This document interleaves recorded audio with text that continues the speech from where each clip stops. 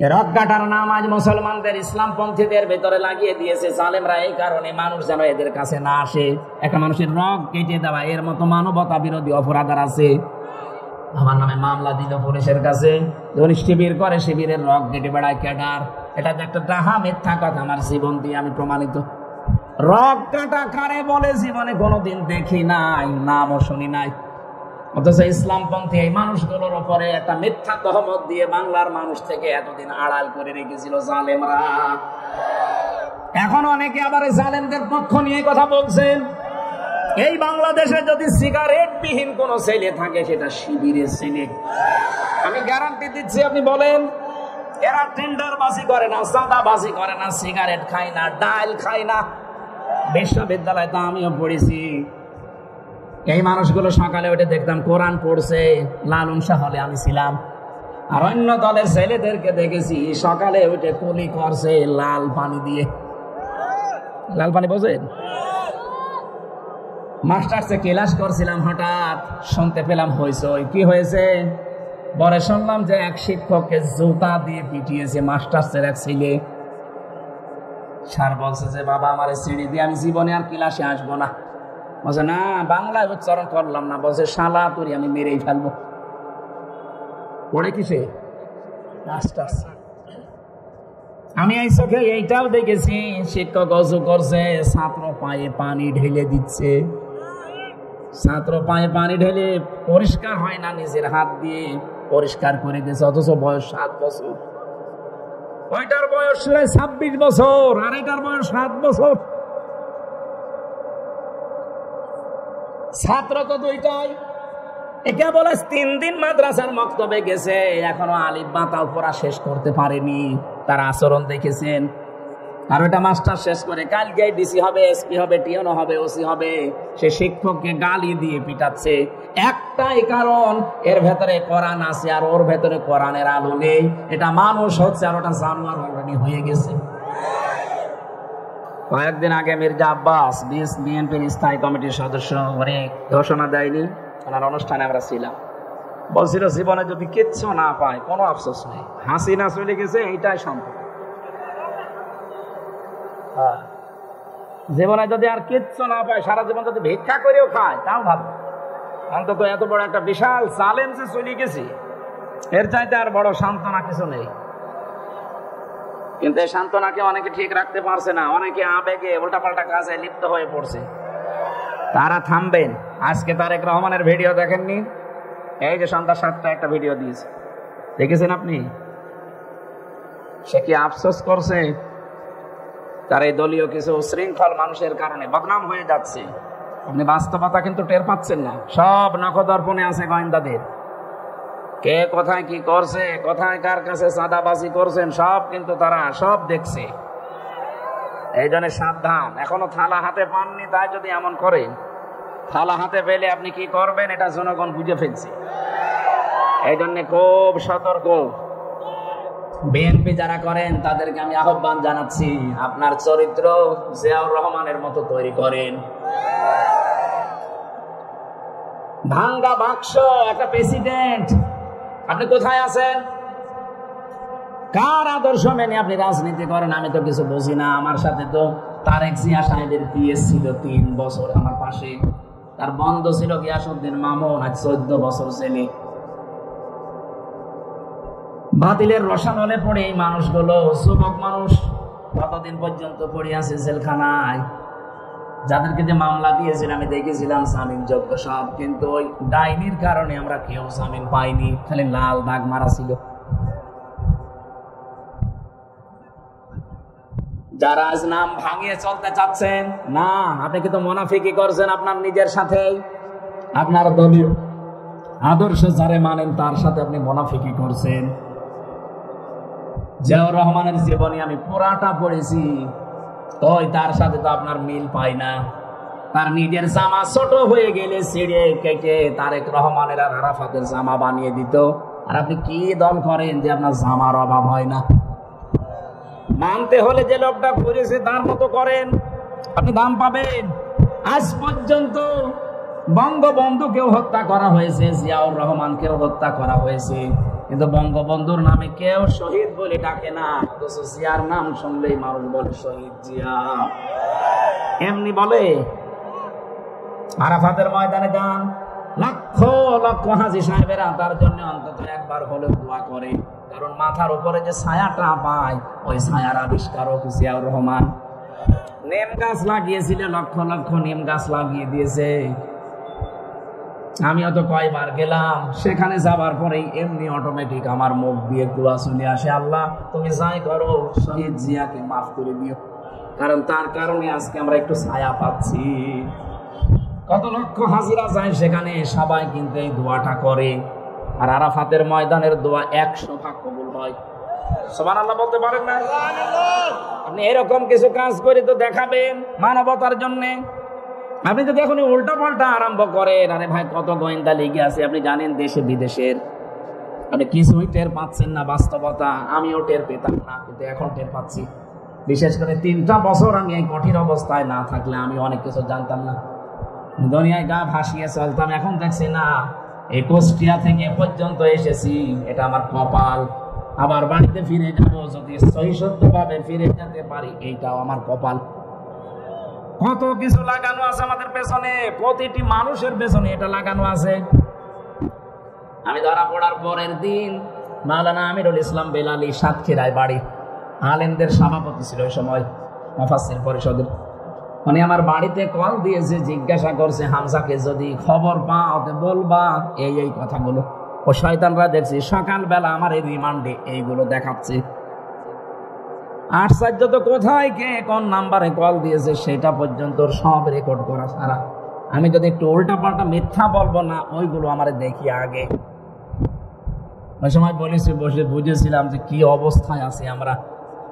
বিশেষ করে বাটন মোবাইলে যারা কথা বলে, এই বাটন মোবাইলে কথা বলা আর থানায় বসে বসে কথা বলা একই। বলে হোয়াটসঅ্যাপ রেকর্ড হয় না, কে বলেছে রেকর্ড হয় না? সবগুলো রেকর্ড।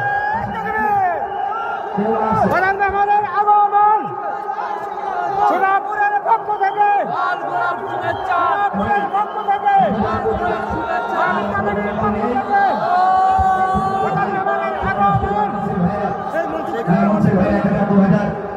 সামনের ভাইয়েরা আপনারা দিতে পারেন।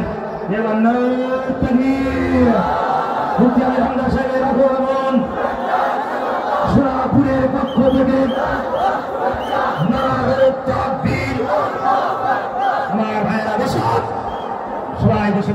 লক্ষ্মীপুর জেলার সদর থানার অন্তর্গত সোনাপুর মাদ্রাসা ময়দানে তাফসীরুল কোরআন মাহফিলের স্বনামধন্য সভাপতি জনাব আলহাজ আবু সাইদ মিয়াজি, প্রধান অতিথি জনাব আবুল খায়ের ভৈয়া, সাবেক সংসদ সদস্য বিএনপি লক্ষ্মীপুর 2। সাবেক সংসদ কোনটা? এটাকে 8 সাল থেকে 24 সাল পর্যন্ত এর ভেতরে, এর আগে, ঠিক আছে। 8 থেকে 24 পর্যন্ত যারা নির্বাচনের নামে প্রহসন করে সাবেক এমপি সাবেক মন্ত্রী লেখেন, এটা জায়েজ নেই, কারণ আমরা আপনাকে ভোট দেইনি। আপনি এতটুকু লিখবেন সাবেক চোর, যেটা সত্য সেটা লিখবেন। আরেকটা যদি বেশি ডিগ্রি দিতে চান লিখবেন সাবেক ডাকাত। ভোট ডাকাত, ভোট চোর, এদেরকে সাবেক এমপি সাবেক মন্ত্রী বলা হারাম। কোন কারণে বলা লাগবে? মানুষের অধিকার যারা নষ্ট করে, প্রকাশ্য এরা মানবতার দুশমন। আবার সাবেক এমপি সাবেক মন্ত্রী লিখতে চায়। যত টাকা নিয়েছেন এই 15.5 বছরে সব টাকা ফেরত দেওয়া লাগবে। বিশেষ অতিথি জনাব ইঞ্জিনিয়ার নূর আজিজুর রহমান, জনাব ওয়াহিদুর রহমান, জনাব নজরুল ইসলাম।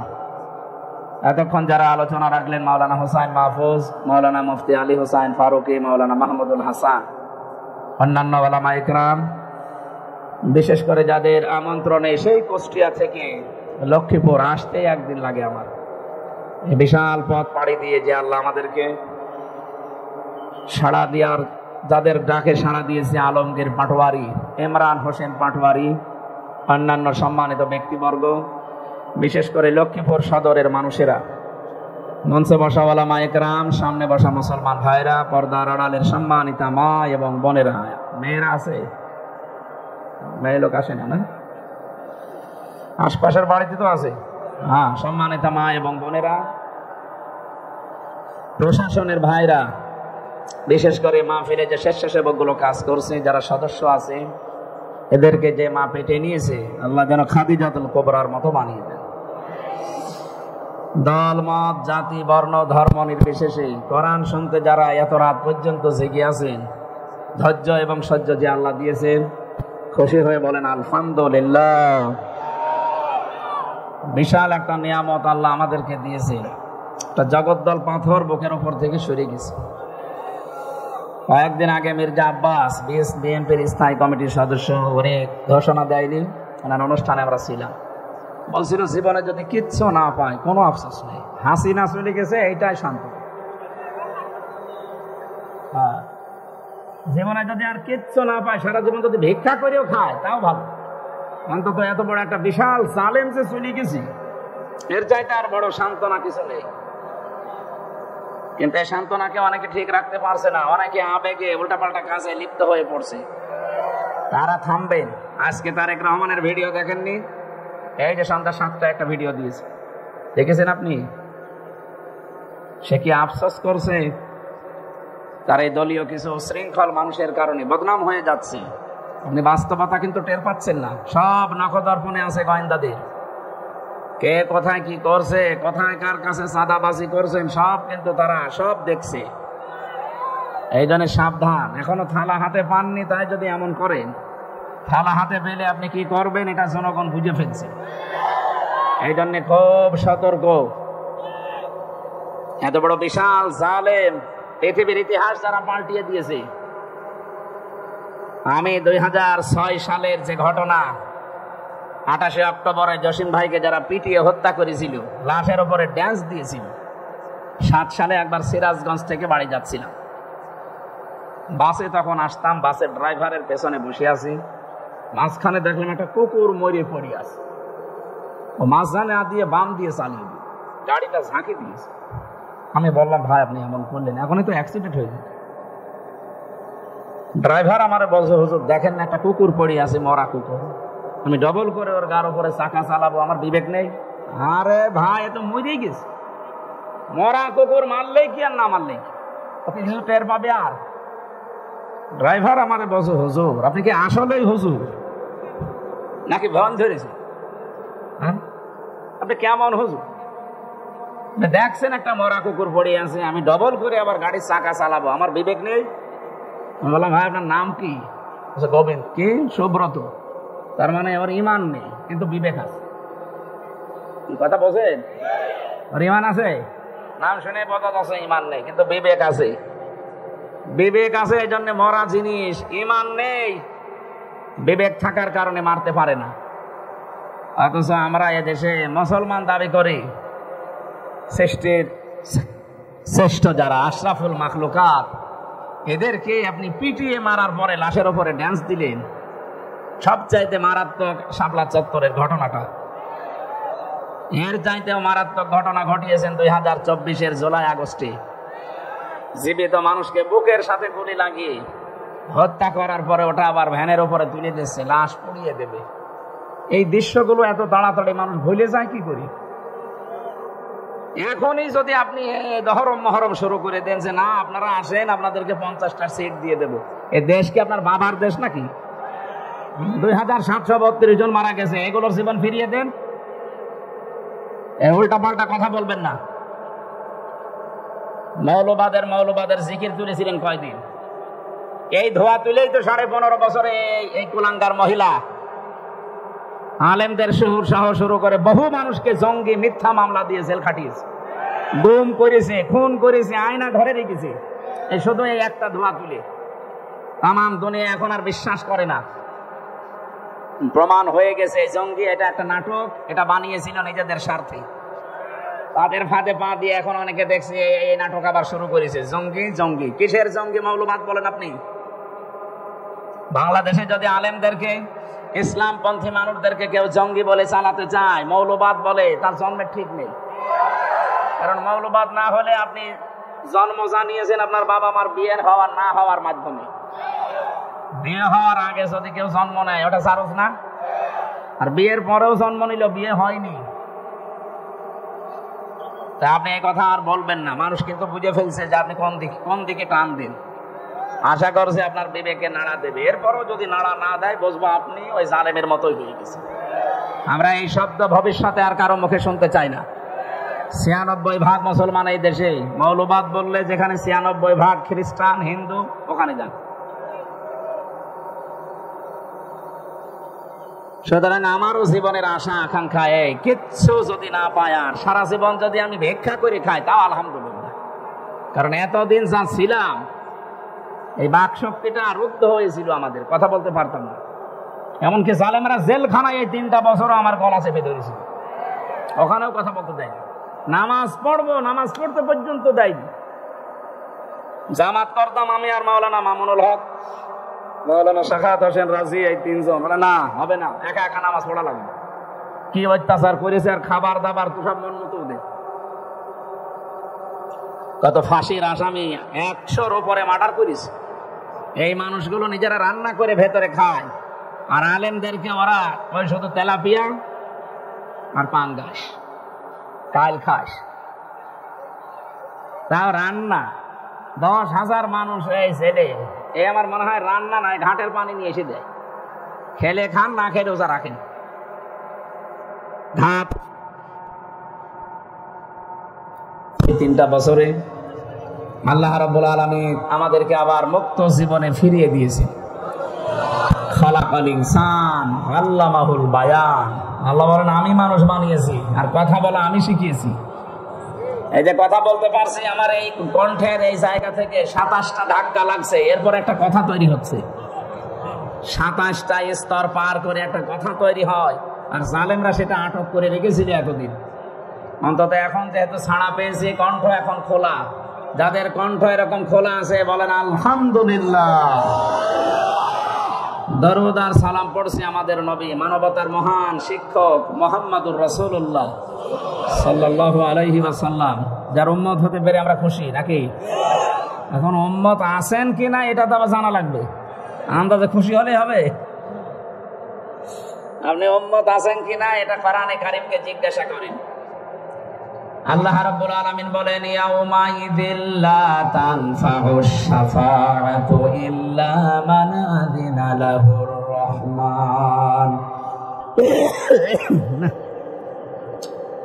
কাশিটা তো বন্ধই হচ্ছে না, গরম পানিতে কি হবে?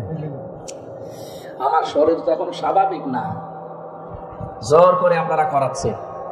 তাও আজকে জোর করে ৩টা হয়ে গেল। মাওলানা আবু নসর আশরাফি নিয়ে গিয়েছিল সে হাজীগঞ্জে, ওই যে কুমিল্লা সেই সন্দ হোটেলের মালিক নিয়েছিল দুপুর বেলা, আর এই যে এখানে শরীরে কভার করছে না, এরপরও জোর করে আপনারা তুলে দিচ্ছেন যে হুজুর মরে মরুক, বাসে বাসুক। আর এত ভেতরে না ফেলাম তো জানতাম না। লক্ষ্মীপুর শহরে নিয়েছি টার্মিনাল বলি, আর এখন দেখছেন অনেক ভেতরে।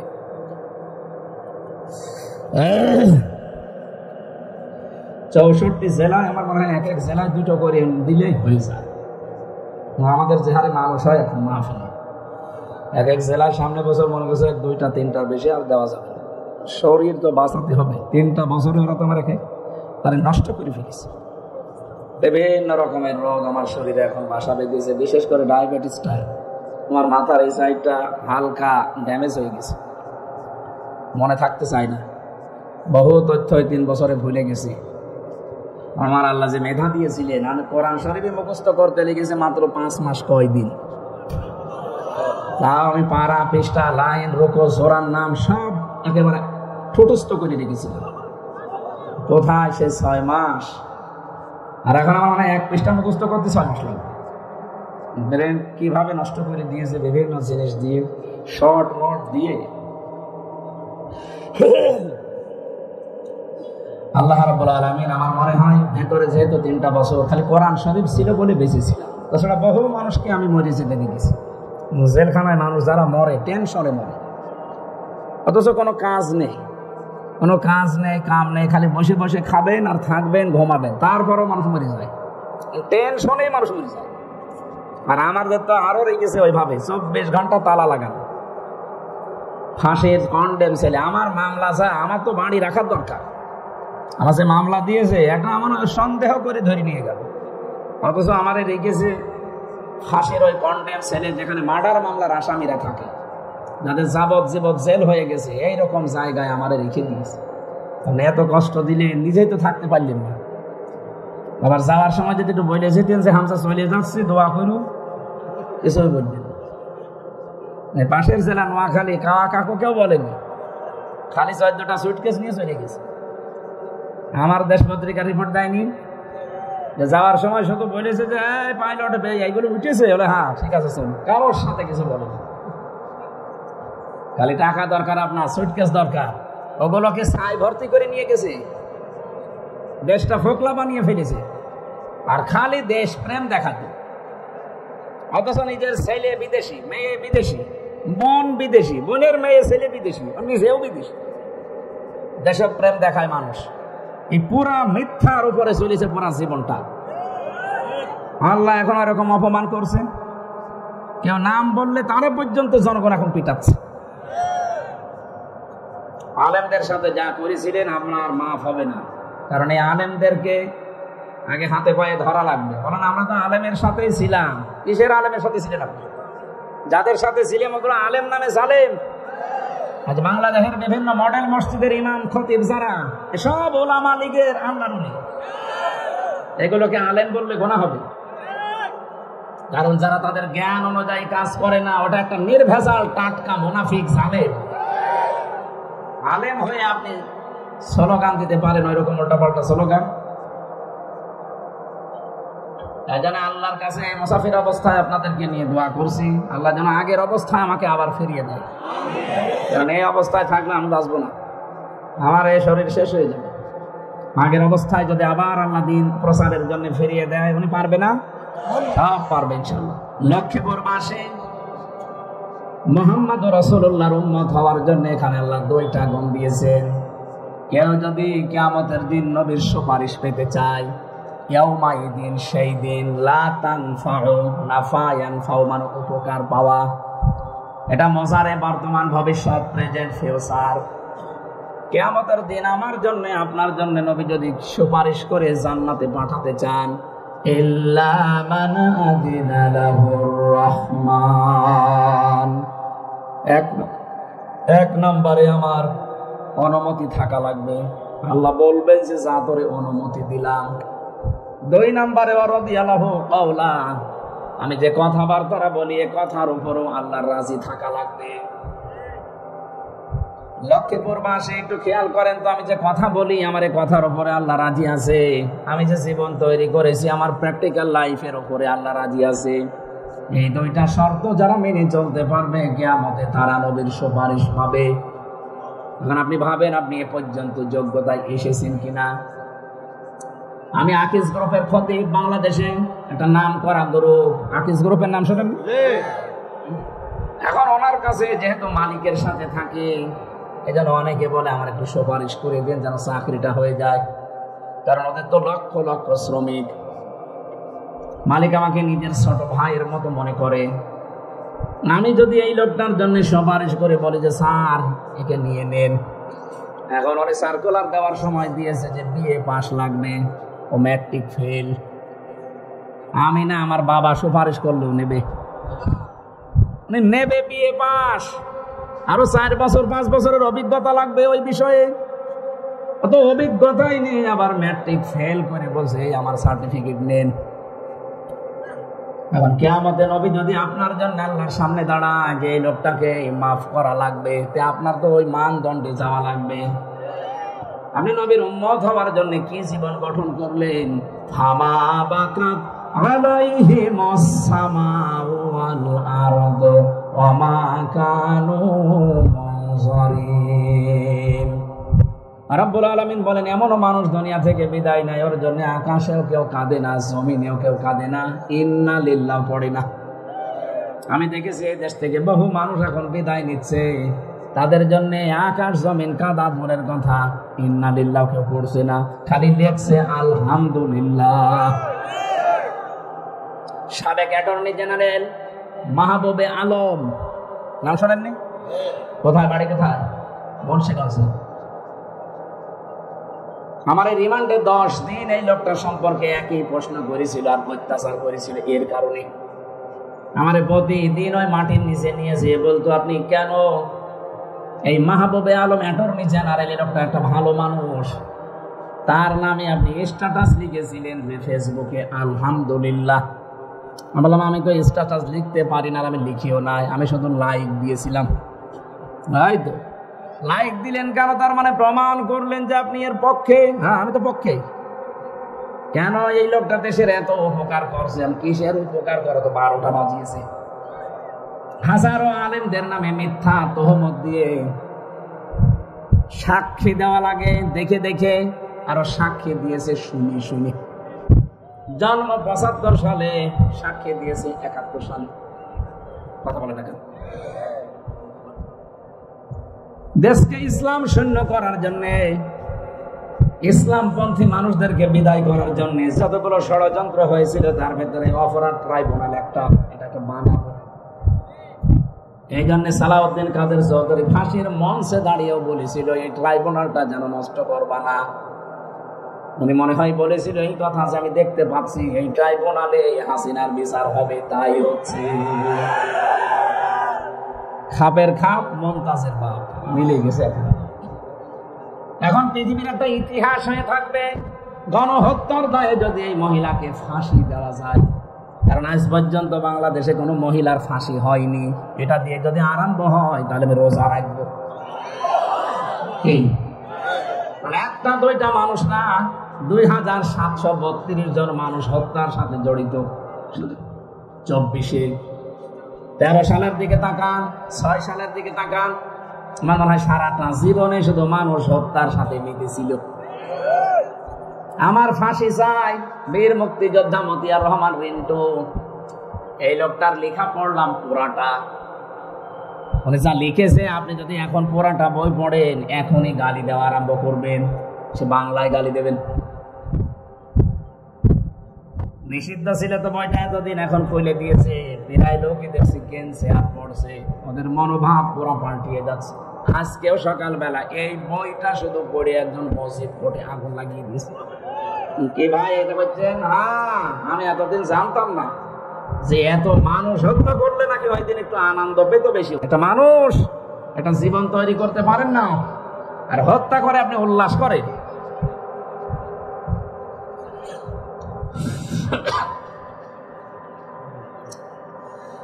আমার ভাইরা, বাস্তবতা এইটা, আমি যদি সত্যি সুপারিশের যোগ্য হয়ে না থাকি, নবীজি না তামাম পৃথিবীর সব কিছু আমার জন্য বললো, মালিক আমাকে নেবে না। এই জন্য আমি এখন থেকেই ভাবি, আসলে আমি সুপারিশের যোগ্যতা অর্জন করেছি কিনা। একা একা যখন থাকি মাঝে মাঝে চিন্তা আসে, আল্লাহ তুমি যদি বলো হামজা 2024 সালের নভেম্বর মাসের 30 তারিখ পর্যন্ত তো মাফ করে দিলাম, যা শুধু ডিসেম্বরের 1 থেকে 30, এই 30 দিনের হিসাব দিয়ে তুই জান্নাতে চলে যা। আমার যা কাজ কারবারে 30 দিনের হিসাব দেওয়া আমার দ্বারা সম্ভব না। আপনারা পারবেন না? আপনারা পারবেন? কত কঠিন শর্ত লাগিয়েছে কোরআন সূরা তাহা। এটা 16 নম্বর পারা 18 নম্বর পৃষ্ঠার 10 নম্বর লাইনের 109 নম্বর আয়াতে আছে। তাফসীরে ফি জিলালিল কোরআন সাজ্জাদ কুতুব লিখেছেন, ইল্লা মান আদিনা লাহুর রহমান ওয়া রাদিয়া লাহু কাওলা। আমার তো মনে হয় মানুষের জীবন পরিবর্তনের জন্য পুরা কোরআন লাগবে না, এই দুইটা শব্দ যথেষ্ট, যদি বুঝে পড়তে পারে। কি সূক্ষ্ম শব্দ আল্লাহ দিয়েছেন দেখেন। আপনার জন্য এজেন দেওয়া লাগবে, অনুমতি দেওয়া লাগবে। আমি যদি ভাইয়ের জন্য আকিসের মালিককে কিছু বলি, উনিও তো আমাকে আগে অনুমতি দিয়ে রাখবে যে আপনাকে আমি বললাম এরকম কোন মানুষ পেলে আপনি দেবেন। সেই যোগ্যতায় তো উনি পৌঁছাতেই পারেননি। উনি নেবে বিএ পাশে ম্যাট্রিক ফেল হবে। 2 নম্বরে রাদিয়াল্লাহু কাওলা, এটা আরো গুরুত্বপূর্ণ। নবী আপনি যার জন্য সুপারিশ করবেন আমার কাছে, ওই লোকটার কথাবার্তার যা বলে দুনিয়ায় তার উপরও আমার রাজি থাকা লাগবে। এমন তো এই দেশ থেকে বিদায় নিয়ে চলে গেল, এখন পালিয়েছে, হয়তো 100টা কথা বলতে 99টা মিথ্যা কথা। বিশেষ করে হাসাও মাহমুদ, ওর জীবনে কোনো সত্য কথা আছে বলে আমার মনে হয় না। 2 নম্বরে কাওয়া কাকু, কথা বলছে না, ও কাওয়া জীবনে একেবারে মরণের ঘর থেকে ঘুরে আসলো, মনে হল যে যাই হোক একটু বেঁচে গেছে যখন আল্লাহ বিল্লাহ করবে, ওরে বাবা শয়তানি আরো বেড়ে গেছে। কথা বললেই শুধু মিথ্যা কথা বলে আর মানিয়ে বলে আন্দাজে।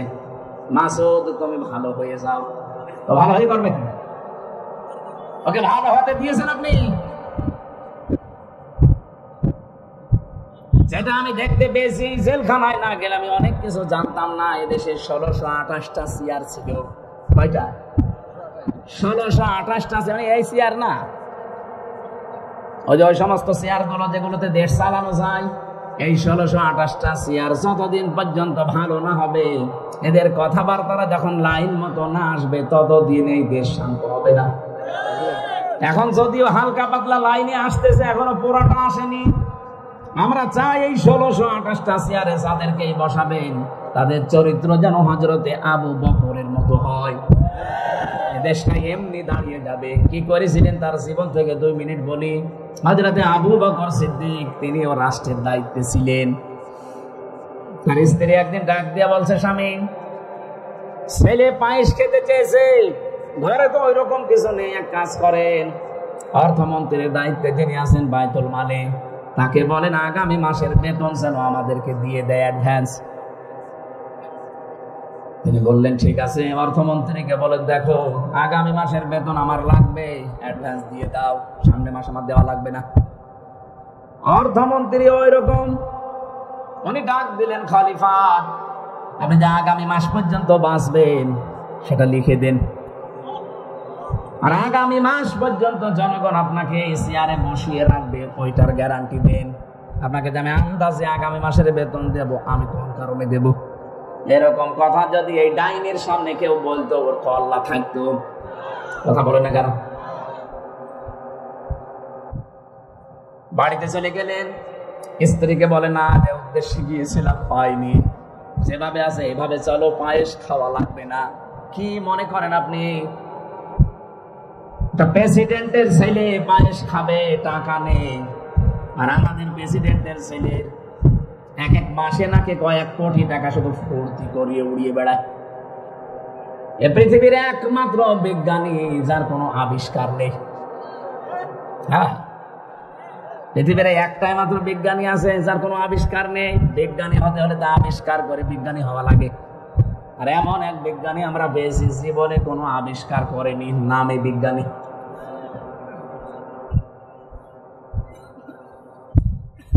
লক্ষ্মীপুরবাসী, বিএনপি যারা করেন তাদেরকে আমি আহ্বান জানাচ্ছি, আপনার চরিত্র জিয়াউর রহমানের মতো তৈরি করেন। ভাঙ্গা বাক্স একটা প্রেসিডেন্ট, আপনি কোথায় আছেন? কার আদর্শ মেনে আপনি রাজনীতি করেন? আমি তো কিছু বুঝি না। আমার সাথে তো তারেক জিয়া সাহেবের পিএস ছিল 3 বছর আমার পাশে, তার বন্ধ ছিল গিয়াসউদ্দিন মামুন, আজ 14 বছর চিনি। বাতিলের রোশন হলে পড়ি মানুষগুলো, যুবক মানুষ কতদিন পর্যন্ত পড়ে আছে জেলখানায়। যাদেরকে যে মামলা দিয়েছিল আমি দেখেছিলাম জামিন যোগ্য সব, কিন্তু ওই ডাইনির কারণে আমরা কেউ জামিন পাইনি, খালি লাল দাগ মারা ছিল। যারা আজ নাম ভাঙিয়ে চলতে চাচ্ছেন, না, আপনি কিন্তু মুনাফিকি করছেন আপনার নিজের সাথে। আপনার দলীয় আদর্শ যারা মানেন তার সাথে আপনি মুনাফিকি করছেন। জিয়াউর রহমানের জীবনী আমি পুরাটা পড়েছি, ওই তার সাথে তো আপনার মিল পাই না। তার নিজের জামা ছোট হয়ে গেলে ছিঁড়ে কেটে তারেক রহমানের আর আরাফাতের জামা বানিয়ে দিত। আর আপনি কি দল করেন যে আপনার জামার অভাব হয় না? মানতে হলে যে লোকটা ঘুরেছে তার মতো করেন, আপনি দাম পাবেন। আজ পর্যন্ত বঙ্গবন্ধুকেও হত্যা করা হয়েছে, জিয়াউর রহমানকেও হত্যা করা হয়েছে, কিন্তু বঙ্গবন্ধুর নামে কেউ শহীদ বলে ডাকে না, অথচ জিয়ার নাম শুনলেই মানুষ বলে শহীদ জিয়া। এমনি বলে। আরাফাতের ময়দানে যান, লক্ষ লক্ষ হাজী সাহেবেরা তার জন্য অন্তত একবার হলেও দোয়া করে, কারণ মাথার উপরে যে ছায়াটা পায় ওই ছায়ার আবিষ্কারক জিয়াউর রহমান। নিম গাছ লাগিয়েছিল, লক্ষ লক্ষ নিম গাছ লাগিয়ে দিয়েছে। আমি অত কয়বার গেলাম, সেখানে যাবার পরেই এমনি অটোমেটিক আমার মুখ দিয়ে দোয়া চলে আসে, আল্লাহ তুমি যাই করো শহীদ জিয়াকে মাফ করে দিও, কারণ তার কারণে আজকে আমরা একটু ছায়া পাচ্ছি। কত লক্ষ হাজিরা যায় সেখানে, সবাই কিন্তু এই দোয়াটা করে। আর আরাফাতের ময়দানের দোয়া 100 ভাগ কবুল হয়। সুবহানাল্লাহ বলতে পারেন না? আপনি এরকম কিছু কাজ করে তো দেখাবেন মানবতার জন্য। আপনি যদি এখন উল্টা পাল্টা আরম্ভ করেন, আরে ভাই কত গোয়েন্দা লিগে আছে আপনি জানেন দেশে বিদেশের, আপনি কিছুই টের পাচ্ছেন না। বাস্তবতা আমিও টের পেতাম না, কিন্তু এখন টের পাচ্ছি। বিশেষ করে 3টা বছর আমি এই কঠিন অবস্থায় না থাকলে আমি অনেক কিছু জানতাম না। দুনিয়ায় গা ভাসিয়ে চলতাম, এখন দেখছি না, 21টিয়া থেকে পর্যন্ত এসেছি, এটা আমার কপাল। আবার বাড়িতে ফিরে যাব, যদি সহিষ্ণুভাবে ফিরে যেতে পারি, এইটাও আমার কপাল। কত কিছু লাগানো আছে আমাদের পেছনে, প্রতিটি মানুষের পেছনে এটা লাগানো আছে। আমি ধরা পড়ার পরের দিন মাওলানা আমিরুল ইসলাম বেলালি সাতক্ষীরায় বাড়ি, আলেমদের সভাপতি ছিল ওই সময় মুফাসসির পরিষদের। মানে আমার বাড়িতে কল দিয়েছে, জিজ্ঞাসা করছে হামজাকে যদি খবর পাও তো বলবা এই কথাগুলো। ও শয়তানরা দেখছি সকালবেলা আমার এই রিমান্ডে এইগুলো দেখাচ্ছে। আশ্চর্য তো, কোথায় কে কোন নাম্বারে কল দিয়েছে সেটা পর্যন্ত সব রেকর্ড করা সারা। আমি যদি একটু উল্টা পাল্টা মিথ্যা বলবো না, ওইগুলো আমার দেখি আগে। ওই সময় বলেছে, বসে বুঝেছিলাম যে কি অবস্থায় আছে আমরা। বিশেষ করে বাটন মোবাইলে যারা কথা বলে, এই বাটন মোবাইলে কথা বলা আর থানায় বসে বসে কথা বলা একই। বলে হোয়াটসঅ্যাপ রেকর্ড হয় না, কে বলেছে রেকর্ড হয় না, সবগুলো রেকর্ড হয়। এই জন্য গোয়েন্দা নজরদারিতে এলাকায় দেশের 18 কোটি মানুষ আছে, দেশি এবং বিদেশি। তাম দুনিয়ায় যে ভয়েস অফ আমেরিকা, মাইক্রোসফট, এগুলো সব খ্রিস্টানরা আর ইহুদিরা চালায়। আপনি দেখেছেন কি কি রিপোর্ট এখন বের করছে। আর 31st নাইট, এটা হিন্দুদের খ্রিস্টানদের কালচার। আজকে তওবা করেন না, যা করেছিলাম আর সামনে কোনোদিন করব না। এই 4-5 জেলা তো আমার ধারণায় আসে না। আমরা এখান থেকে ইসলাম নিয়ে আমরা পালন করি। সারা বাংলাদেশের 64 জেলা জানে, কুমিল্লা, নোয়াখালী, ফেনী, চাঁদপুর আর লক্ষ্মীপুর, এই 4-5টা জেলা আলেমদের শহর। এখানে ইসলামের চর্চা বেশি হয়। ইসলাম কোন ইসলাম? এটা 31st নাইট পালন করা। ওদিন যদি পালন করতেই হয় রাত 12টার পরে তাহাজ্জুদে দাঁড়াবে, অন্তত 4 রাকাত, 8 রাকাত, 12 রাকাত তাহাজ্জুদ পড়ে কঠিন একটা সেজদায় পড়ে থাকবেন আধা ঘন্টা 1 ঘন্টা। বলবেন আল্লাহ বিগত জীবনে যাই করেছি অন্তত সামনের বছরটা আমি তোমার পথে চলতে চাই। এইটা 31st নাইট এইভাবে পালন করা যাবে না। ঠিক আছে, আলহামদুলিল্লাহ। আমি নবীর উম্মত হওয়ার জন্য আমি সহ যারা আসলাম, আমাদের যোগ্যতা যেন ওই পর্যায়ে যায়, নবী যেন আমাদের দিকে দেখেই বুঝতে পারে না এটা আমার উম্মত ছিল। আল্লাহ আমাদেরকে কবুল করুন, আমিন। আমরা আজকে তেলাওয়াতকৃত আয়াত সূরা মায়েদার 8 এবং 9, এই 2টা আয়াতের সাবজেক্ট হচ্ছে ন্যায় বিচার। কি বিচার? আমরা কোরআনে কারীম থেকে তাফসীর আকারে কথা শুনতে যাচ্ছি। সূরা মায়েদা 120টা আয়াত আছে, 16টা রুকু আছে। আমরা পড়েছি মাত্র 2টা আয়াত, এক আয়াতের তাফসীর করব 8 নম্বর আয়াতে। আমার বিষয় কি বললাম? বলেন বলেন। কিয়ামতের ওই কঠিন ময়দানে কোন নামাজীকে, কোন রোজাদারকে, কোন দানশীলকে, কোন পর্দাওয়ালা মহিলাকে আল্লাহ আরশের ছায়ায় স্থান দেবে, বলেন নাই? বলেছে ওই মানুষকে আমি স্থান দেব যে দুনিয়ায় ন্যায় বিচার কায়েম করতে পারে। এটা শুধু রাষ্ট্রের বিষয় না, ব্যক্তিগত জীবন থেকে শুরু করে আমরা একেবারে আন্তর্জাতিক জীবন পর্যন্ত পুরা কোরআন দিয়ে মিলাতে চাই। এই চলে যাচ্ছেন মানে? আমার এখানে বসিয়ে রেখে চলে যাচ্ছেন কেন? প্রসাব পায়খানা আর বিড়ি খাওয়ার নেশা লাগলে যাবে না, অনেকে আবার নেশা আছে। আপনাদের চট্টগ্রাম বিভাগ না এটা? এই বিভাগের জন্য তো আবার বিড়ির মাসলা আলাদা। এই এলাকার ইমামও বিড়ি খায়, যদিও এখানকার নাই, চট্টগ্রামে আমি পেয়েছি। হালি শহরে আমি নিজে দেখেছি ইমাম সাহেব বিড়ি খাচ্ছি। এই ভাই বছর অসুবিধা নেই, মা করুন। সিলেটে আরো বেশি খায়। আমাদের খুলনা বিভাগের বাড়ি, আমার খুলনা, বরিশাল, এই 2 বিভাগের মানুষ বিড়ি না। ইমাম সাহেব, মুয়াজ্জিন সাহেব, খাদেম, রাস্তা মসজিদ ঝাড়ু দেয়, সেও যদি বিড়িখোর হয় তারও রাখবেন। আপনাদের যেহেতু এলাকায় এগুলো নেশা আছে, এই এলাকায় বিড়ি তো তৈরি হয় না, এগুলো হয় সব কুষ্টিয়া, যশোর, কুষ্টিয়া, কুড়িগ্রাম, এই সমস্ত জেলায় তৈরি হয়। ওগুলো সব সাপ্লাই দিয়ে আসে। কি দিয়ে বানায় দেখেছি? তামাক। সবচেয়ে বেশি চাষ হয় কুষ্টিয়া, চুয়াডাঙ্গা। এগুলো সব ফেলে রাখে রোদে, পুকুরে, শ্রীগালে, বিড়ালে প্রসাব করে, পায়খানা করে। রোদে ছাড়া দিয়ে প্যাকেট করে পাঠিয়ে দেয়, যতই ছাড়া দিক মাল মশলা কিন্তু লেগে থাকে। এক কথা বলছে না কেন? ওইটা করে আপনারা খান, সব টান যতই দেন, ভেতরের অবস্থা তো ভালো না। দেখে খাওয়াটা ছেড়ে দিন ভাই, যদি পারেন ছেড়ে দিন। 22,000 কোটি টাকা, 22,000 কোটি টাকা লস হয়ে যাচ্ছে শুধু আগুনে পুড়ে পুড়ে। আরো 5টা ক্ষতি হয় বিড়ি খেলে। আমি তো বিড়ি খাওয়ার ওয়াজ করছি না, এটা নিষেধ করার জন্য। নিজেদেরকে নিজেরা ধ্বংস করে দিও না, এটা আত্মহত্যার শামিল। মানুষ মনে করে বিড়ি খেলে আর কি কয়েকটা জিনিস নষ্ট হয়ে যায় ভেতরে, আর আপনাকে আল্লাহ যা দিয়েছেন এগুলো সব আল্লাহর পক্ষ থেকে আমানত। একটা জিনিস আপনি নষ্ট করতে পারবেন না ইচ্ছা করে, কথা বলেন না কেন? সুতরাং এটা যারা খাচ্ছেন ছেড়ে দেবেন। আর যদি খুব বেশি নেশা লাগে, আজকের মতো খান, খেয়ে আবার তাড়াতাড়ি চলে আসবেন ইনশাআল্লাহ। তার মানে এরা খাবে। এবার আমরা কোরআনে যাচ্ছি। আল্লাহ রাব্বুল আলামিন বলেন, ইয়া আইয়ুহাল্লাযীনা আমানু, ওহে যারা ঈমানের দাবি করো। ডাক দিয়েছেন আল্লাহ কাদের? আরো জোরে। এখানে আমরা যারা আছি সবাই কি ঈমানদার না বেঈমান? না না, আপনি আন্দাজে বললে হবে।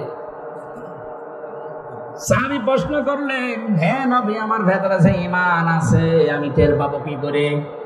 নবীজি বললেন, ইদা সাররাতকা হাসানাতুকা ওয়া সাআতকা সাজ্জিআতুকা ফাআনতা মুমিন। যখন তোমার ভালো কাজগুলো তোমাকে আনন্দ দেবে আর অন্যায় কাজগুলো তোমাকে কষ্ট দেবে, ভেতর থেকে একটা বাধা আসবে, প্রতিবন্ধকতা সৃষ্টি হবে, তখন বুঝবে তোমার ঈমান আছে। বাংলার মুসলমানেরা, আমাদের সবার কাছে কি ভালো কাজ ভালো লাগে? বলেন না কেন? অন্যায় কাজ অন্যায় মনে হয়। এই যে মোবাইলের ভেতরে যাদের এমন এমন দৃশ্য আছে, সিনেমা আছে, নভেল নাটক আছে, যেগুলো নিজে দেখলে আনন্দ পান, অন্য কেউ দেখলে আপনার লজ্জা লাগে, এরকম কোন দৃশ্য যদি থাকে এই মুহূর্তে ডিলিট করা লাগবে। যাই আছে নিজে দেখলে ভালো লাগে, অন্য কেউ দেখলে আপনার লজ্জা লাগে, শরম লাগে, এইটাই কিন্তু গুনার কাজ। কথা বলেন না কেন? এরকম কোন দৃশ্য নেই মোবাইলে, এখনই ডিলিট করেন। তারপরে ওয়াজ শুরু করছি। নেন, কারা কারা ডিলিট করবেন হাত তোলেন তো, হাত তোলেন। হ্যাঁ দাঁড়িয়ে ভাই, দেখি মোবাইল দেখি কি আছে আপনার। ওই যে আপনার পাশেরটা কি আছে? কি কিছুই নেই, কিছুই নেই। আলহামদুলিল্লাহ, এলাকা ভালো আছে। তাহলে নবীজির হাদিস অনুযায়ী ঈমান আমাদের আছে কিনা এটা একটা থার্মোমিটার। যখন ভালো কাজগুলো আপনার ভালো লাগবে, অন্যায় দেখলেই আপনার ভেতর থেকে একটা বাধা আসবে, কষ্ট লাগবে, তখন বুঝবেন আপনার ঈমান আছে। কি কথা বলেন না কেন? এই ঈমানদারকে আল্লাহ ডাক দিয়ে জানিয়েছেন, তোমরা হয়ে যাও কাওয়ামিনা লিল্লাহ শুহাদা বিল কিসত। এক নম্বরে তোমরা আল্লাহর জন্য দাঁড়িয়ে যাও, সত্যের সাক্ষ্য দেওয়ার জন্য। ন্যায় বিচার কায়েম করা এবং সত্যের সাক্ষ্য, এই দুইটার জন্য তোমরা দাঁড়াও। এ ঘোষণাকার বাংলার ইমানদারেরা, দল মত নির্বিশেষে আজকে আমাদেরকে দাঁড়াতে হবে ন্যায় বিচার কায়েমের জন্য আর সত্য সাক্ষ্য দেওয়ার জন্য। আল্লাহ রাব্বুল আলামিন বলেন, ওয়ালা ইয়াজরিমান্নাকুম শানানু কওমিন। কোরআন শরীফের যত আয়াত আমি তাফসীর পড়েছি, এইটা আমার কাছে সবচাইতে ভয়ের আয়াত। আপনি হয়তো এখনো বোঝেননি আল্লাহর বক্তব্যটা। ওয়ালা ইয়াজরিমান্নাকুম শানানু কওমিন। কোন ব্যক্তি, কোন দল, কোন গোষ্ঠী, কোন জাতি, তাদের উপরে রাগান্বিত হয়ে তাদের উপরে যেন অবিচার করবা না। হিংসার বশবর্তী হয়ে কোন ব্যক্তি, কোন পরিবার, কোন সমাজ, কোন দল, কোন জাতি, কোন গোষ্ঠী, এদের উপরে হিংসার বশবর্তী হয়ে রাগ করে কোন অবিচার চাপিয়ে দিবা না। এ ঘোষণাকার। অথচ আমি, আমার মনে হয় এই 54 বছরে এইটাই দেখতে পাচ্ছি। একটা লোকের উপরে রাগ আছে, রাগ তুলতে গিয়ে ন্যায় বিচার না অবিচারের একেবারে সর্বশেষ জায়গায় পৌঁছিয়ে যাচ্ছে। এই আয়াতটা কিয়ামতে অনেকের বিরুদ্ধে দাঁড়াবে আমার মনে হয়। বিশেষ করে যে মহিলা নিজের রাগকে কন্ট্রোল করতে না পেরে একটা মানুষের উপরে, একটা ব্যক্তির উপরে, একটা দলের উপরে রাগ করে তাদেরকে শেষ করে দেওয়ার জন্য অবিচারের একেবারে শেষ পর্যায়ে চলে গেছে। আরে ভাই, আমার নামে যদি কেউ রাজাকারের মামলা দেয়, এটা শয়তানও বিশ্বাস করবে? ওসি আমারে ডাক দিয়ে বলছে, হুজুর আপনি আসেন না কেন? আমাদের কাছে নির্ভরযোগ্য সূত্রে খবর এসেছে যে আপনি রাজাকার। আমি বললাম যে ভাই, আপনি আমারে দেখেছেন কোনোদিন সরাসরি? বলছে না, আমি একটা হিন্দু মানুষ। আপনি একটা হিন্দু মানুষ, আমাকে তো দেখেননি সরাসরি, কোন কারণে এটা বলেন? বলে সকালবেলা এসেছিল কয়েকজন জব্বার পাগড়ি মাথায় দিয়ে, তারা এসে বলল আপনি নাকি কুষ্টিয়ার চিহ্নিত রাজাকার। বললাম আমার বয়স এখন 33 বছর, আমার 92 সালে জন্ম। আমার বাবা ওই সময় হয়েছে কিনা আল্লাহ ভালো জানে। আমার বাবার মনে হয় এখন 55 বছর হবে। 55 বছরের বাবার বয়স, আমার বয়স 33। আমার মা আরো মনে হয় 4-5 বছরের ছোট হবে আমার বাবার। আমার বাবারই তো ওই সময় বিয়ে হয়নি। কথা বলেন না কেন? আমার বাবার তো অন্তত ওই সময় বিয়ে হলেও আমার মায়ের ওই সময়, আমার বাবার সাথে বিয়ে না হলে আমি কিভাবে হলাম দুনিয়ায়? আপনি কি কারণে এগুলো করছেন আমাকে একটু বলেন তো। আমি নিজে করতে চাইনি, আমাকে দিয়ে করাচ্ছে মাইজ ভান্ডারের কিছু লোক। এবারে বুঝলাম যে হ্যাঁ, ওদের আঘাত লেগেছে কোন জায়গায়। তার কিছুদিন আমি ফুরকানের 68 নাম্বার আয়াতের একটা ব্যাখ্যা বলেছিলাম, ওটা নাকি ওদের বিরুদ্ধে গেছে। ওয়াল্লাযীনা লা ইয়াদউনা মা'আল্লাহি ইলাহান আখার। রাব্বুল আলামিন বলেন সাবধান, আল্লাহকে যারা ডাকো তার সাথে অন্য কাউকে জুড়ে দিবা না। এই কথা বুঝতেছেন? আল্লাহকে যারা ডাকে তার সাথে অন্য কাউকে যারা ডাকবে, ইয়াদাফলাহুল আযাব, তাদের শাস্তি ডবল হবে। কয়টা? আরো জোরে। অথচ যে কুমিল্লা, ব্রাহ্মণবাড়িয়া, চাঁদপুর এই সমস্ত জেলাতে আমরা দেখি জিকির করে আল্লাহ, কিছুক্ষণ পরে ইয়ালি বাবা, কেল্লা বাবা, ফতে বাবা। এই কথা বলছেন এখন? আপনি কোথায় পেয়েছেন আল্লাহর সাথে পথ? কেল্লা বাবা, ফতে বাবা বলা লাগবে? যারা করে এগুলো, ওই কথাগুলো কোরআন দিয়ে তুলে ধরলে যেহেতু ওদের ব্যবসা বন্ধ হয়ে যায়, মানুষ বোঝে যে তো ভণ্ড। কারণ এই কাজ করলে শাস্তি পাওয়া লাগবে ডবল। নিজেরাও জাহান্নামে যাচ্ছে, আমাদেরকেও সাথে নিয়ে যাচ্ছে। আবার নাম নিয়েছে সুন্নি। কিসের সুন্নি? আপনি বেদাতি। কারণ ইসলামের ভেতরে নতুন একটা জিনিস আবিষ্কার করেছেন, কেল্লা বাবা, শালি বাবা, দয়াল বাবা। এক কথা বলছেন এখানে। ওরা যদি জাহান্নামে যেতে চায় চাক, অন্তত আমরা যারা সচেতন কোনদিন আর এরকম উল্টা পাল্টা জিকির আরো জোরে বলেন। ওরা এই কারণে ওসির কাছে নালিশ দিয়েছিল যে উনি পীর মাশায়েখ মানে না। কিসের পীর মানি না? পীর মানে ওস্তাদ, শিক্ষক। তার কাছে আমি কিছু জানার জন্য যাব, তার গা পা টিপা লাগবে, উল্টা পাল্টা জায়গায় হাত দেওয়া লাগবে। কোথায় পেয়েছেন আপনি? অনেকে খেদমত করতে করতে বউ পর্যন্ত দিয়ে আসে, যুবতী মেয়ে দিয়ে আসে। আরে ভাই, আপনার বউ দিয়ে আপনি পীরের গাটি পান? আল্লাহর ওলি মনে করি। ওরা শরীরের ভেতরে এমন জায়গা আছে যেখানে হাত লাগলে মরা মানুষ জিন্দা হয়ে যায়। হয়তো এখন চিন্তা হয়ে পড়ে। বাংলাদেশে 48,000-এর উপরে দরবার, অধিকাংশ দরবারে ইসলাম নেই, সবগুলো বানানো ইসলাম চলছে। আর আমার কুষ্টিয়াতে তো একটা আছে আল্লাহর ওলি লালন শাহ। বিভিন্ন মানুষ এই সমস্ত এলাকা থেকে বাস ট্রাক ধরে ভরে যাচ্ছে। সারা দেশ মিলিয়ে আপনি যেই কয় মন গাঁজা না পাবেন, তার চাইতে বেশি গাঁজা পাওয়া যায় লালনের মাজারে। কারণ বাংলাদেশের ভেতরে একটাই নিরাপদ জায়গা যেখানে পুলিশ পাহারা দিয়ে গাঁজা খাওয়ায়। আর আপনারা আন্দাজে ওখানে যান, তওবা করবেন। আমার আওয়াজ যারা শুনতে পাচ্ছেন যে জীবনে অন্তত ওখানে যাব না। প্রকাশ্য জেনা, ব্যভিচার আর এই গাঁজা খাওয়া প্রকাশ্য, কিচ্ছু বলে না, লাইসেন্স করা আছে। আমার ভাইরা, এই মিথ্যা মিথ্যা মিথ্যা মামলা দিয়ে, মিথ্যা সাক্ষী দিয়ে মানুষের জীবন যারা নষ্ট করে দিয়েছেন, আল্লাহ পাক তাদেরকে আজ নির্দেশ দিয়েছে, ঈমানের দাবি করো, ভালো করে শোনো। দাঁড়িয়ে যাবে না এই বিচার কায়েমের জন্য। ওই লোকটা যদি নিজের নিকট আত্মীয় হয়, তারপরেও তার ছাড় দেওয়া যাবে না। কারণ অধিকাংশ আগের উম্মত যারা, ওই মানুষগুলো ওখানে যে মানুষগুলো কয়েদি আছে তাদেরকে পর্যন্ত পিটাতে যেত। কোথায় আছে এখন জানি না, মনে বের হয়েছে, মরে গেছে। ও গণপিটুনিতে মরেছে, আলহামদুলিল্লাহ। আচরণ খুব খারাপ, ভেতরে থাকতে জ্বালিয়েছে।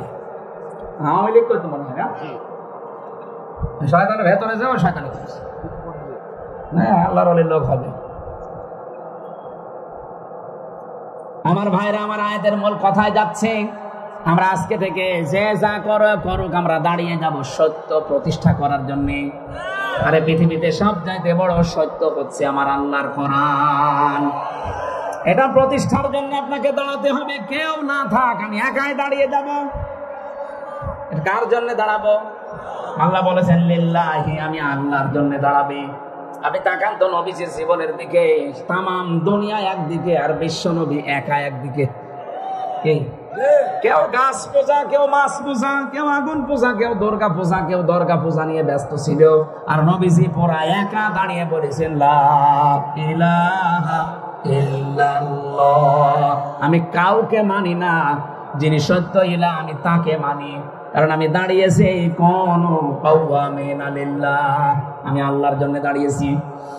বাংলার মুসলমানের এই আয়াত আমি 100% বিশ্বাস করি, 100% আমি বিশ্বাস করে যতদিন আমি মেনে নিয়েছি, আমি দেখেছি আল্লাহ আমাকে সাহায্য করেছে। সেই 13 সালে একবার, 11 সালে একবার আমাকে গ্রেফতার করেছিল এই আয়াতটার কারণে। কোরআনে কারিমের আয়াত ব্যাখ্যা করছিলাম ওই সময়, ইয়া আইয়ুহার রাসূল বাল্লিগ মা উনজিলা ইলাইকা মির রাব্বিক, হে রাসূল আপনাকে আমি যা নাযিল করেছি ওটা মানুষের কাছে প্রচার করেন। আমি তো আল্লাহর আয়াতের উপরে 100% বিশ্বাস করে শুরু করেছিলাম, কিন্তু ওই সময় একেবারে ভরা যৌবনদের আমার নামে মামলা দিল পুলিশের কাছে, যখন শিবির করে শিবিরের রক কেটে বেড়ায় ক্যাডার। এটা যে একটা ডাহা মিথ্যা কথা, আমার জীবন দিয়ে আমি প্রমাণিত। রক কাটা কারে বলে জীবনে কোনোদিন দেখি নাই, নামও শুনি নাই। অথচ ইসলামপন্থী এই মানুষগুলোর উপরে একটা মিথ্যা তহমত দিয়ে বাংলার মানুষ থেকে এতদিন আড়াল করে রেখেছিল জালেমরা। এখন অনেকে আবার জালেমদের পক্ষ নিয়ে কথা বলছে। এই বাংলাদেশে যদি সিগারেট বিহীন কোন ছেলে থাকে সেটা শিবিরের ছেলে, আমি গ্যারান্টি দিচ্ছি। আপনি বলেন, এরা টেন্ডার বাজি করে না, চাঁদা বাজি করে না, সিগারেট খায় না, ডাল খায় না। বিশ্ববিদ্যালয়ে তা আমিও পড়েছি। এই মানুষগুলো সকালে উঠে দেখতাম কোরআন পড়ছে, লালন শাহ হলে আমি ছিলাম। আর অন্য দলের ছেলেদেরকে দেখেছি সকালে উঠে কুলি করছে লাল পানি দিয়ে। লাল পানি বোঝেন?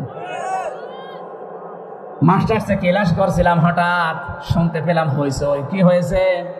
পরে শুনলাম যে এক শিক্ষককে জুতা দিয়ে পিটিয়েছে মাস্টার্সের এক ছেলে। স্যার বলছে যে বাবা আমার ছেড়ে দিয়ে আমি জীবনে আর ক্লাসে আসবো না। বলছে না, বাংলায় উচ্চারণ করলাম না। বলছে শালা তোরে আমি মেরেই ফেলবো। পড়ে কিসে? মাস্টার্স। আমি এই চোখে এইটাও দেখেছি, শিক্ষক অজু করছে, ছাত্র পায়ে পানি ঢেলে দিচ্ছে। ছাত্র পায়ে পানি ঢেলে পরিষ্কার হয় না, নিজের হাত দিয়ে পরিষ্কার করে দিয়েছে, অথচ বয়স 7 বছর। ওইটার বয়স 26 বছর আর এটার বয়স 7 বছর।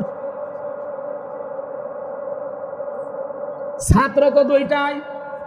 কেবল 3 দিন মাদ্রাসার মক্তবে গেছে, এখনো আলিফ বা তাও পড়া শেষ করতে পারেনি।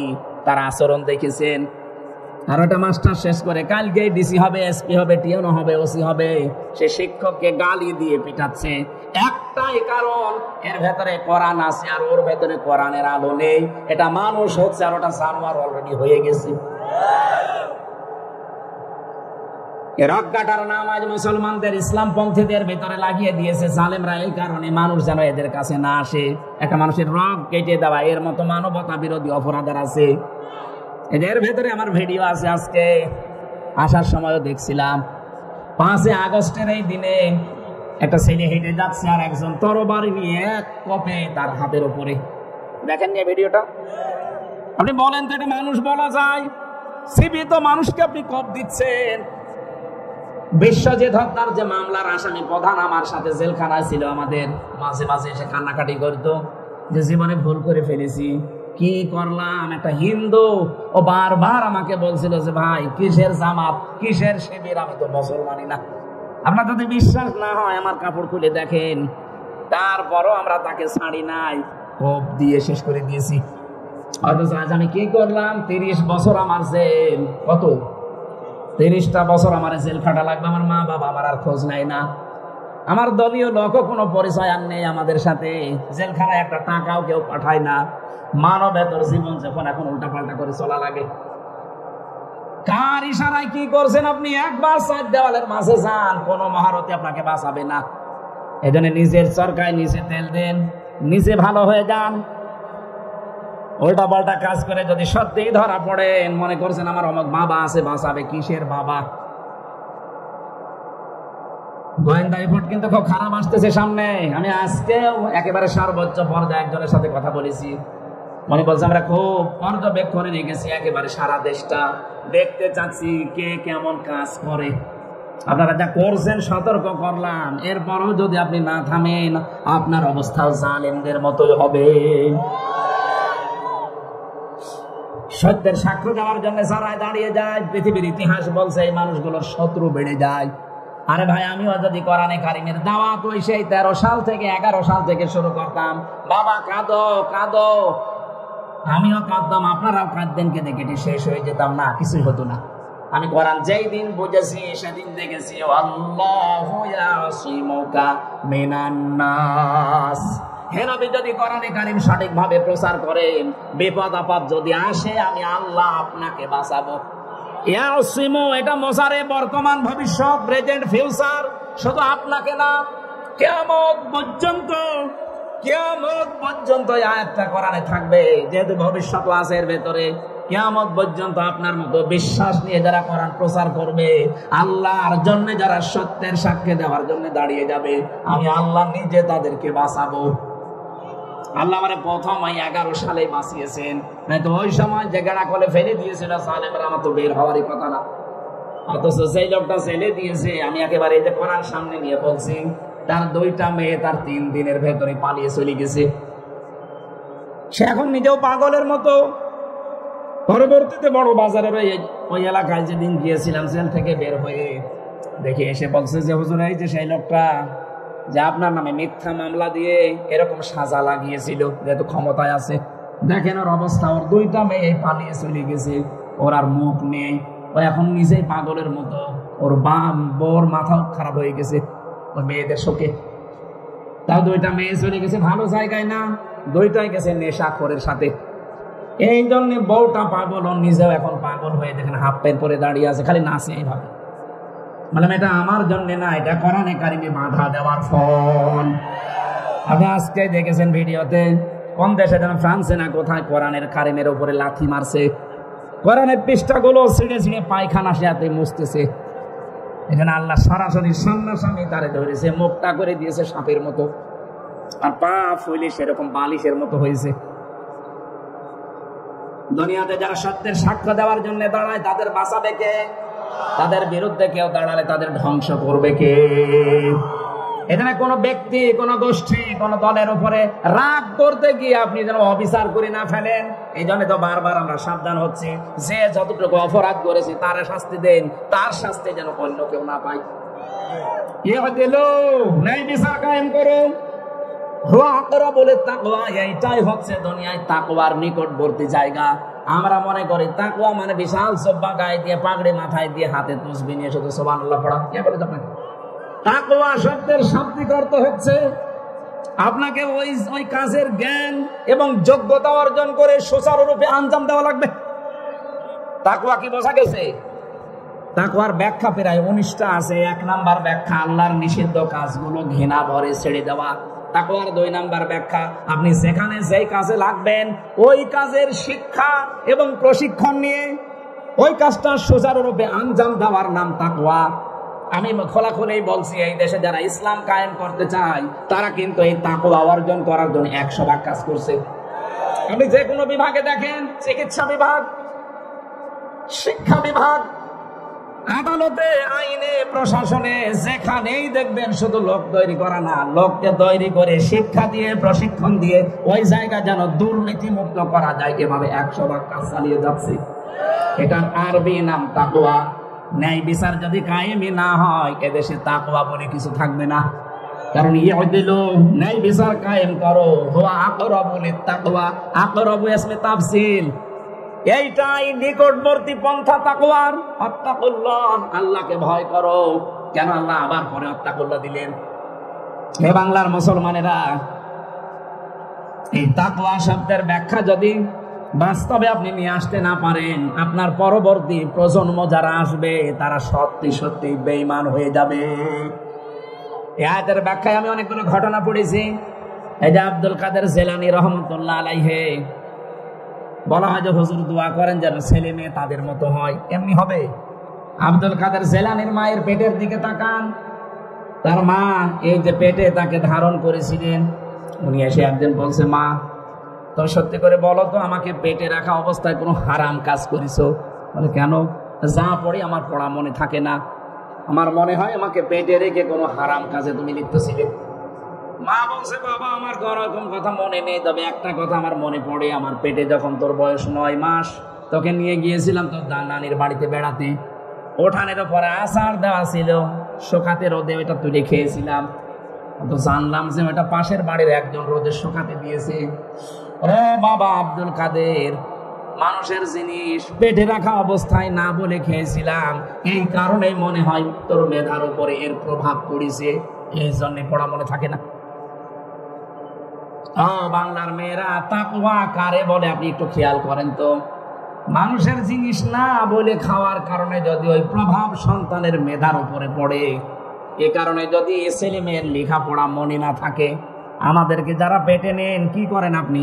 কত কিছু না বলে খেয়ে হজম করে ফেলেন। আপনার পেটে এমনি আসবে আব্দুল কাদের জিলানী। মেয়েরা যারা এসেছেন বিভিন্ন জায়গায় বসে আছেন, আপনাদের পেট ঠিক করবেন। আর আমরা তাকওয়া অবলম্বন আজকে থেকে করব এইভাবে, যেখানে যেই কাজ করব সে কাজটা যত ছোট হোক আর বড় হোক, ওই কাজের শিক্ষা এবং প্রশিক্ষণ নিয়ে ওই কাজটা সুচারুরূপে আঞ্জাম দেওয়ার চেষ্টা চালাবো। আল্লাহ আমাদেরকে তৌফিক দেন আয়াতটা মেনে চলার। ইন্নাল্লাহা খাবীরুম বিমা তা'মালুন, অবশ্যই আমি আল্লাহ খবর রাখি তোমরা যা করো। আল্লাহ যে সব জানে, সব খবর রাখে, এই জন্য তাকে সাক্ষী রেখে সত্যকে প্রতিষ্ঠা করার জন্য, ন্যায়ের সাক্ষী হওয়ার জন্য প্রত্যেকের জায়গা থেকে চেষ্টা করি। আমিন। আমার জেলখানায় লিখিত নারী এবং পুরুষের উপরে বই লেখা আছে, দাম্পত্য জীবনের সমস্যা এবং তার সমাধান কি হবে। এটা আমার মনে হয় স্টেজে আছে বা গাড়িতে আছে, কোন জায়গায় যাওয়ার সময় মেয়ের জন্য নিয়ে যাবেন, বোর জন্য নিয়ে যাবেন, পুরাটা পড়াবেন। সংসারে আমি আশা করি শান্তি আসবে। যেহেতু আজকে আমার 3টা হয়ে গেছে আর এখন ঘুমাতে